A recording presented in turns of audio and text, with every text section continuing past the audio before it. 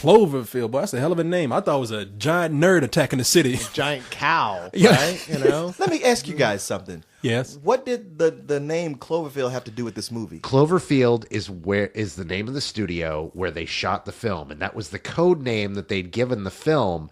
And it kind of slipped out that it was being nicknamed Cloverfield, and they kind of said, you know what, maybe we should just keep it that way. In one of the most underwhelming press announcements of all time. Yeah. And the secret movie known as Cloverfield is actually titled, and this is after months of speculation, Cloverfield. Yeah, exactly. Well, let's not forget, at first it was a date, 1/18/08. And everybody's like, is that the name That wasn't of the movie? the title. It was just, that was what the trailer ended with, because they didn't have a name for the film yet. But everybody at the end, they were like, is that the name of the movie? Well, that's some bullshit. You know, let me just say this.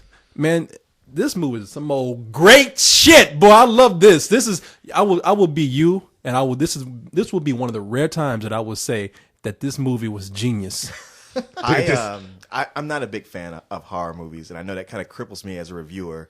Not all that into ghost stories or the Japanese horror movies and even monster movies.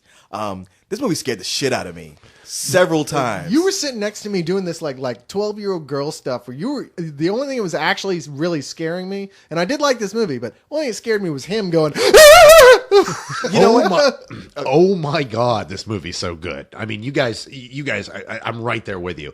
This movie was just so unbelievably awesome. This is a movie made by a geek. It was made by a guy that, like us, walked out of Godzilla 10 years ago and said, you know what would make a really great monster movie? And that's Cloverfield. This is everything every giant monster movie has ever done wrong, done right. But first he said, you want to make a really bad comedy? That guy from Friends in a movie about a funeral. That'd be terrific. That's a horror movie. It's the same guy who directed The Pallbearer. It is. Yeah. The same guy directed amazing. The Pallbearer. Hey, you know what? This is the same guy that directed The Pallbearer? Yeah. Yes, but he was then banished to television for 10 years for his sins, and this is his redemption. Well, so in this movie, it starts out with a bunch of annoying ass 20-somethings having a going away party. Dude, they were Abercrombie and Fitch models. They sure were. Oh man, they was just so very actory. Like everything. Like if you were to have a open cast call, these are all the people who would show up. Yeah, we need to get a bunch of guys that look like douches. You know, that literally they're the stereotypical douches. Can we get those? Well, no, we can't give a horror movie. They're the same. Oh, I'm sorry. Can we let you talk too? He's been trying. He hasn't got a word. I'm trying to get through this. I mean, You're gonna fuck record it and edit it in anyway. Yeah, well, I'm gonna edit it now. Shit, you act like I don't ever fucking. Oh, you act like I don't ever let you talk, and then when I say something like, "Oh, Corey gets to talk now," fuck you. Let me get a fucking sentence. Oh no, it's a giant Corey attacking the city. Corey attacking the review. Oh my God, it's Corey-dilla. Hey, Carlisle, you get on my last white nerve. Damn, that's what you want to cut in on. Could have kept that. No, you're right. It is a bunch of Abercrombie and Finch models. I mean, if they had just attacked that room, I would have been fine. And these are some of the most annoying people in the world. But it quickly cuts into the film, the heart of the film, which is there's something attacking the city. No one really knows what it is. And without ruining too much, the movie plays out for most of that way. Like, you just don't know what is happening. You don't know what you're looking at. You really feel like you're in the confusion. What's real good about this? Yeah, I mean, doing the shaky cam. Not everybody's with shaky cam, especially in the beginning. It starts out very shaky. So if you're prone to motion sickness, it's not going to be for you. But it does kind of steady up, although you don't notice it, or maybe just get used to it. But what this does is, like, in a lot of movies like this, they want to go either the way of not showing you what the thing is at all, so you can have that fear, or showing you. And when they don't show it, yeah, you're scared at first, but eventually you start to go like, okay, look, motherfucker, just show me what this goddamn thing is.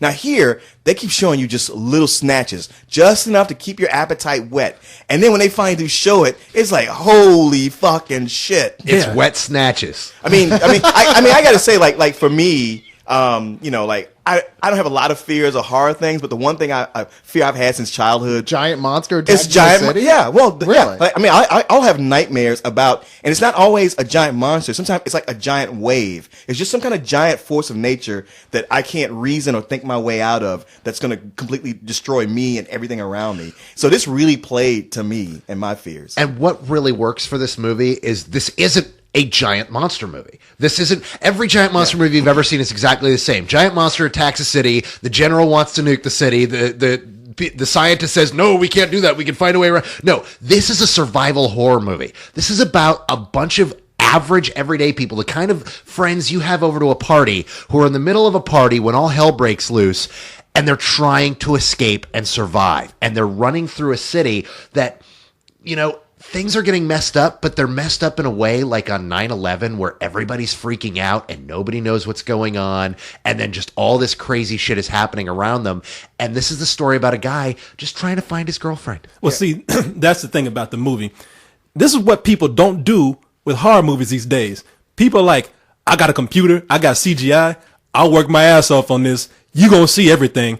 This movie doesn't show you that much, and that's what a horror movie should do. It should keep you guessing what the hell is going on, because you know what's going to happen? Your imagination's going to fill in the rest of it, because that's what I was doing. Like, what the hell is that? Well, we're all dancing around here is the fact that although some people are going to not want to see this just because of the nature of the point of view cam, the shaky cam, really that's why this movie works as well as it does.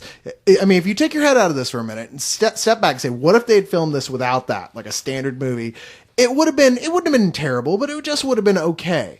But they use the shaky cam, the point of view shot, to such great effect that you really do feel like you're in there with these people, even though you're like, what a bunch of stupid assholes. Leave the city. Fuck that girl. Yes. It's funny because it maybe just compare it to I Am Legend.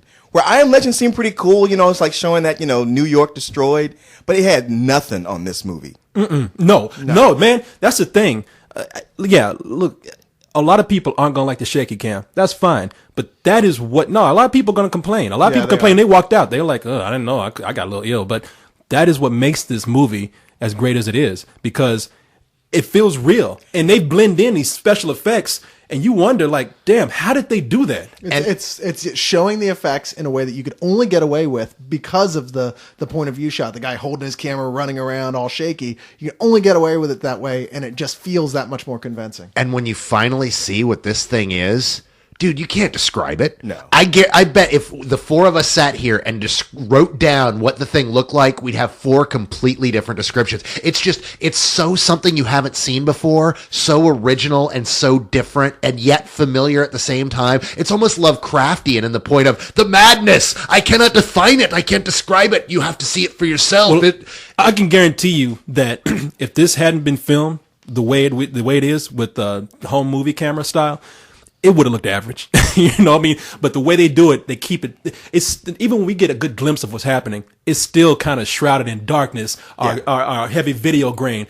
Man, look, this movie really is a genius approach. A genius approach to a genre we've seen overdone too many times. It is the Godzilla monster movie, which is never really translated to America, and God knows they've tried over and over and over again. And this time they found the angle. They found what's going to work for it.